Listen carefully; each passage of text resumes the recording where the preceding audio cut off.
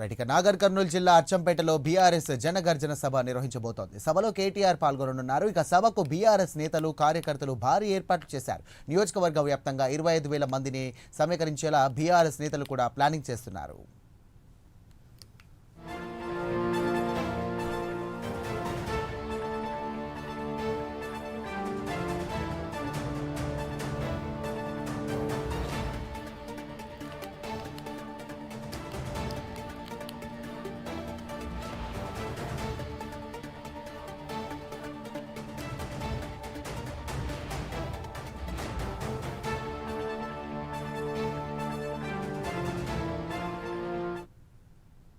Right breaking చూస్తున్నాం. నాగర్ కర్నూలు జిల్లా అచ్చంపేటలో BRS Jana Garjana సభ నిర్వహించబోతోంది. సభలో కేటీఆర్ పాల్గొననున్నారు. ఇక సభకు బీఆర్ఎస్ నేతలు కార్యకర్తలు భారీ ఏర్పాటు చేశారు.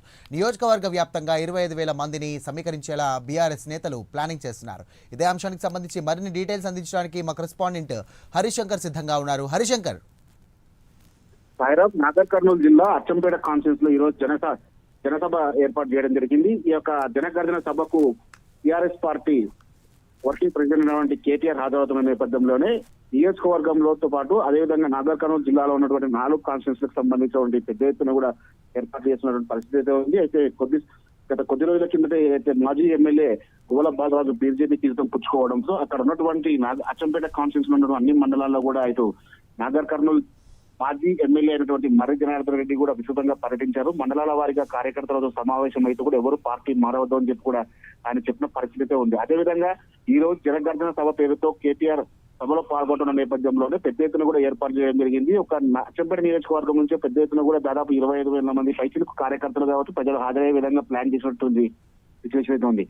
మరోవైపు ఏదైతే గత కొద్ది రోజుల కిందట గద్వాల నియోజకవర్గంలో గద్వాల ఎమ్మెల్యే చేసినటువంటి కేటీఆర్ విమర్శల నేపథ్యంలోనే ఈ రోజు బీజేపీ పార్టీలో చేరినటువంటి మాజీ ఎమ్మెల్యే బీఆర్ఎస్ పార్టీకి చెందిన మాజీ ఎమ్మెల్యే ఎవరైతే గోల బాలరాజు ఉన్నారో ఆయనపై ఆయన ఏ విధంగా మాట్లాడతారు, ఎటువంటి అస్త్రాలు విధించబోతున్నారు, స్థానిక సంస్థల ఎన్నికల్లో ఎటువంటి ప్రణాళికలు రచించబోతున్నారు ఈ యొక్క సభ నుంచి కూడా వివరించే ప్రయత్నం అయితే చేస్తున్నట్లు కూడా బీఆర్ఎస్ చెప్తున్న పరిస్థితి అయితే స్థానిక సంస్థల ఎలక్షన్ సంబంధించిన నోటిఫికేషన్ విడుదలవుతున్న నేపథ్యంలోనే రెండవసారి ఉమ్మడి పాలమూరు జిల్లాలో ఈ సభ నిర్వహిస్తున్న నేపథ్యంలోనే ఇటు ఉమ్మడి పాలమూరు జిల్లాకు ఎటువంటి అంశాలు ఆయన మాట్లాడబోతున్నారు, గత రెండు దశాలుగా ఈ యొక్క బీఆర్ఎస్ పార్టీ ప్రభుత్వం చేపట్టిన సంక్షేమ పథకాలు ప్రజల్లోకి ఏ విధంగా తీసుకెళ్లాలని వివరించే ప్రయత్నం. మరోవైపు అచ్చంపేట కాన్స్టిట్యున్సీ ప్రధానంగా తెలంగాణ రాష్ట్ర ముఖ్యమంత్రి రేవంత్ రెడ్డి సొంత కాన్స్టిట్యున్సీ కావడంతో ఇక్కడ పెద్ద ఎత్తున కూడా సక్సెస్ అయితే తెలంగాణ రాష్ట్ర వ్యాప్తంగా మంచి మెసేజ్ పోతుందని చెప్పి ఒక ఉద్దేశంతో ఈ యొక్క సభ ఏర్పాటు చేసినట్లు కూడా తెలుస్తుంది. మరోవైపు ఆ ఉమ్మడి పాలమూరు జిల్లాలో ఎటువంటి ప్రాజెక్టుకు సంబంధించినటువంటి విషయాలు కూడా ఆయన వివరించే ప్రయత్నం చేస్తున్నట్లు తెలుస్తుంది. సాయిరామ్.